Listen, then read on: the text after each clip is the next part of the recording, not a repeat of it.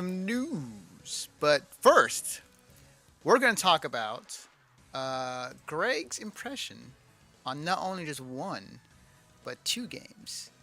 So I'll leave it up to you which one you want to tackle first. Anthem I'll demo go. or Kingdom Hearts 3? I'll go with Kingdom Hearts 3 because there's less for me to talk about with Kingdom Hearts because I'm only about 3.5 hours in. Mm-hmm. But with Kingdom Hearts, it's fascinating because they dive right the fuck in. There is no like, hey, last time on, or hey, this is what you missed if you didn't play the fucking handheld games for the past 13 years. None of that. It just goes right in. Like, I hope you watched a YouTube compilation or some shit because you're gonna be lost.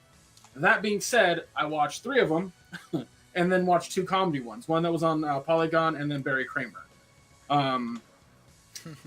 Also, I like where the camera is positioned on the stream for me. Oh, sorry. I completely forgot about that. So it's just top of your head. That being said, it's very well structured. The combat's fun. Lots and lots and lots of dialogue, but yeah, I mean it's Kingdom Hearts like in a nutshell. It's like they picked up right where they left off essentially, and it feels right. Like sure, there's some differences and stuff like how you activate specials, and if you're playing on easy as I am because I just want to play the game and have a good time and not really worry about too much, it actually becomes fairly easy to play. But yeah, I'm having a blast with it.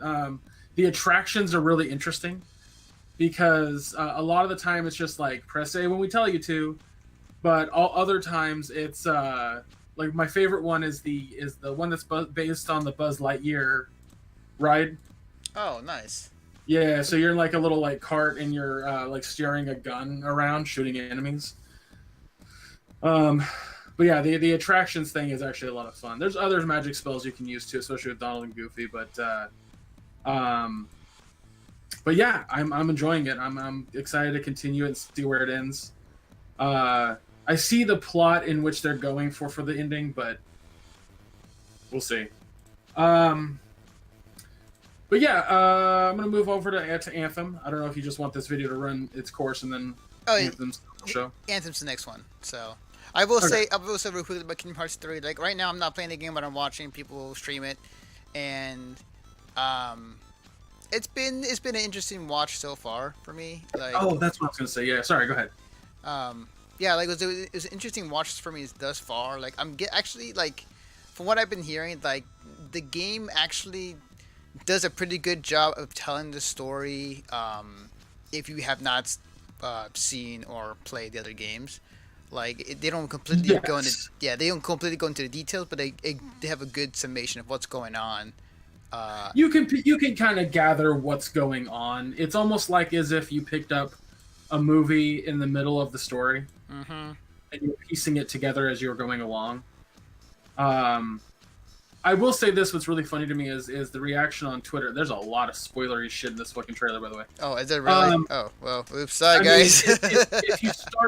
If you started playing the game, there's spoilery stuff in that. Otherwise, it's inconsequential, makes no fucking sense. Like, I don't know what that is that's showing right now with the floaty guys. No idea what that is. I kind of have an idea, though. Interesting. Anyway, so a few people have talked about how Donald is hyper annoying. And these are adults. These are grown people on Twitter, on Twitch. Trihex, for example, made a comment. It was something along the lines of like, "I hope Donald shuts the fuck up," and then somebody else was like, the first comment was "Gwarsh," and it got me thinking. Like, yeah, imagine you're 12 years old and you play Kingdom Hearts 1.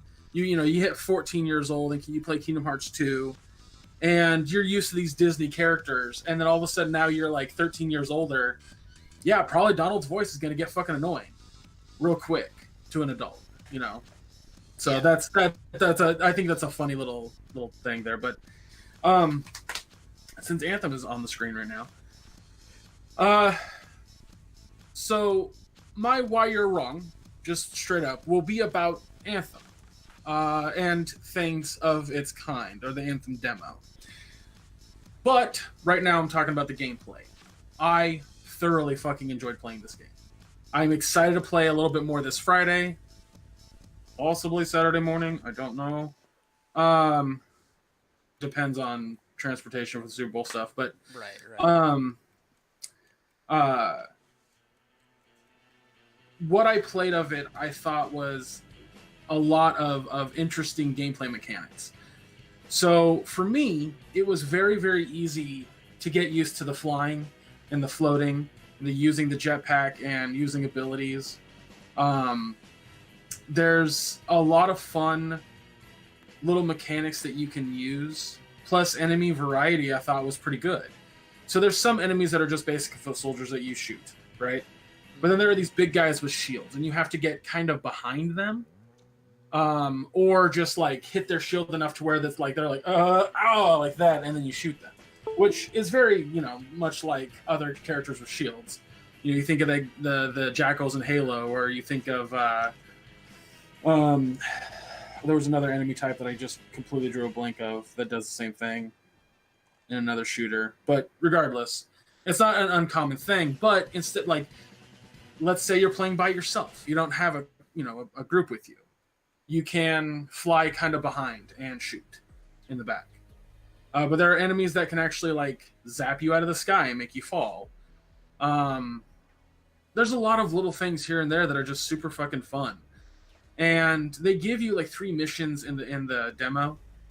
And they don't really go too much into story, like, or at least if they do, it doesn't make any sense because you're not, you don't know what part of the story you're at or whatever. But right after that, you're given the ability to do a stronghold. And strongholds are essentially Anthem's dungeons. These are a blast. These are like 45-minute to an hour dungeons. It's this game's strike, but they have mechanics, but not heavy mechanics. And I'm fascinated to see like what the full game has to offer in regards to that, because I had a lot of fun playing it, like a lot of fun playing it. I only got to play as the Ranger and the Storm class. Ranger is your basic like foot soldier, not foot soldier, I'm sorry, soldier like character. I would say he's the war machine of the group. So like his special is to lock onto a certain amount of enemies and then fire missiles at them. Where Storm's special is like a giant thing of electricity or wind or water. Storm is basically your mage in the game. Okay. Yeah, and but apparently there's 2 other classes. There's I think Colossus, and I think that's what it's called, or Goliath, one of the 2. But it's basically like a heavy mech that has a shield. He's going to be your catch aggro guy. And then there's the last class, which is like I don't remember what it's called, but he's your like stealth super quick class. Here's another thing I really liked about the game. So it's definitely built in the same mindset that Destiny, Warframe, Monster Hunter, Destiny are built. I think I said Destiny twice. With the idea that it's going to be very grindy for you to level up. However, what makes this interesting is that instead of like, let's say you choose a javelin outright. Let's say you choose Storm, but you're like, oh, I want to test out the big guy, right? All you have to do is the set of missions in which allows you to unlock that mech. Or sorry, that javelin. Once you have the javelin unlocked, you have it permanently unlocked. So your one character can have all 4 javelins. And you can level each javelin up to 50. Nice. So instead of like, in Destiny where you have to switch, like you have to go to the main screen and then switch, not with this. You just go to the hub and then choose which javelin you want to climb into. Okay. So, but also I wanted to point out that this demo had a lot of stuff missing. So like it didn't have voice communication. It didn't have like a party hub sort of place. It had a few other problems, but then again, that's what you get with a fucking 6-month-old floor demo Yeah, that definitely. was thrown online. So, Yeah, but I'm gonna get into that on the Why You're Wrong segment just because there's more into that. definitely. But I Um, had a lot of fun. I'm excited to play the full game. awesome. I like for me like I every time I look at that game and every time I see just kind of screenshots or game trailers of the game, like I'm not drawn into it, and it's one of those games where I have to have it in my hands or play it just to figure out like am I really excited about the game or am I not? And thankfully, there's an open beta this weekend actually, so I'm gonna get my hands on it and play some Anthem this week. Yeah, So I hope you enjoy it, man. Like I said, I had fun. The flying is a little clunky at first, but once you understand the mechanics of the controller or keyboard, mhm. it's fucking like second nature. It's super quick learn. Like I learned it quick. I don't know why anyone else couldn't. I'm not a fucking genius. Gotcha. I'll let you know by next week my thoughts on the demo when